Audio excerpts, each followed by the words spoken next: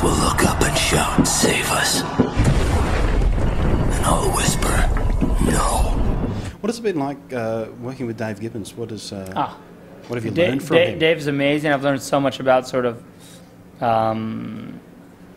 just like how they put the book together originally. And there's an awesome book, I think it's called Making Watchmen or Watching Watchmen. It just came out. You have to look it up, but it's amazing. He gave it to me just the other day, and it's awesome. It's hours I spent pouring through it because it's just so comprehensive. But it was like that kind of stuff I got from Dave, I think, just like, and also, I looked to Dave for just a little bit of a check on the script and stuff, things like that, like. Just to make sure you're on. Am I getting it? On an even keel. Yeah, and he seemed pretty enthusiastic. Excellent. Pretty helpful. Now, the colour scheme is another thing. Watchmen, for any comic book aficionado, was very famous for not going for the standard colour palette of a comic book and using secondary colours. And from what I've seen, you've kept that, and the attention to detail and the sets and how everything's set up and everything is spot on. Was that another something you just had to humongous. labour No, over? that was a humongous effort, and I feel like everyone's put like massive effort into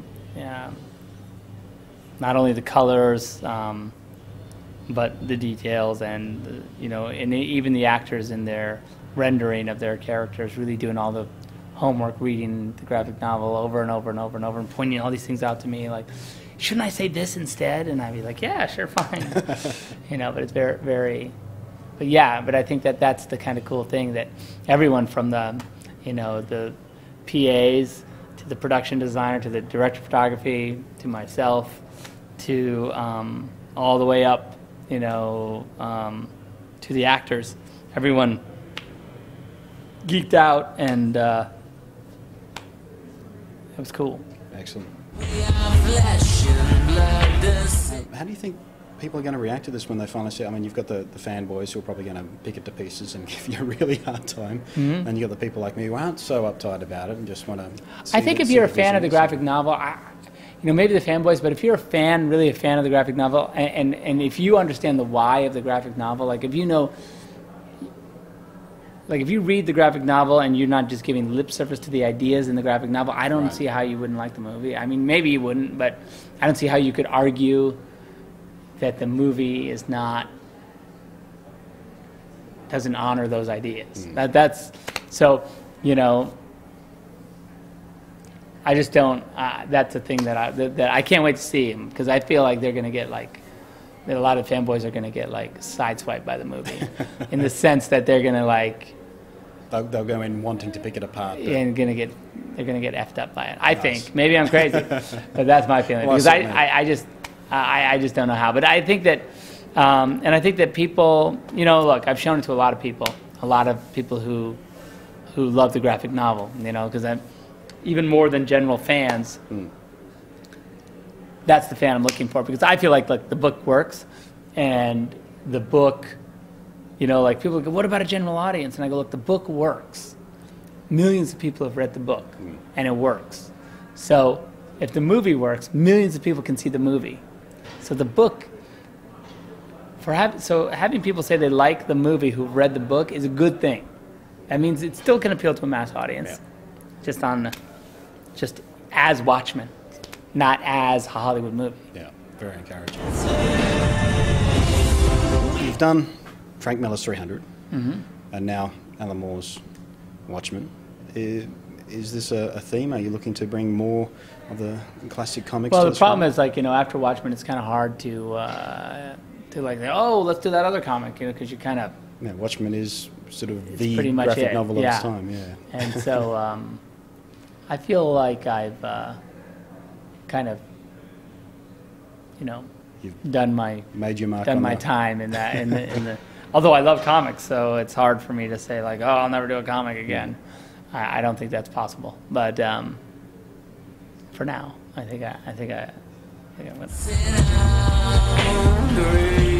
Now, we've heard rumours flying all around the internet about the ending. And again, it's one of those things that sometimes you just have to tweak stuff to make it work on film. Was that a really hard decision? Because you know, even the non-hardcore fans are going to be really touchy about how the ending plays out. Yeah, you know, I got to say, I mean, like, for me, it's like, it goes back to that whole thing about, like, what is Watchmen? Like, what is the ending? Like, what's the ending for, you know, is the ending the, and I don't know if I should, like, you know, give a total spoiler, but... Wow, it's a 20-year-old book. I think we Yeah, yeah, exactly. Is the ending, which is the ending? The squid? Or is the ending Ozzy getting away with it and creating world peace based on a lie? Like, you know, Yeah. I think that it would be difficult to argue that thematically the squid is more important than, like, what the movie is. The movie is the Ozzy kills millions to save billions, creates false world peace based on a lie, you know, moral checkmate to the other superheroes, and then, you know, they all let him get away with it. You know, that to me is the movie. I don't know. Yeah. That's the book anyway. That when I read that part of the book, I went like, what the? This is crazy. Like, you're kidding me, right? That's the end? Where's the other part? Yeah, that was exactly the same way. When did they, like, go kill him and whatever? You know, so, I mean, I don't know. Is that in the movie? Maybe. Maybe. Definitely. Well, thank you very much for joining us. All right, It's been thank you. a lot of fun. I'm Awesome. really looking forward to seeing the movie. Oh, So cool. Cheers. excellent. Good fun. Catch you next time. All right.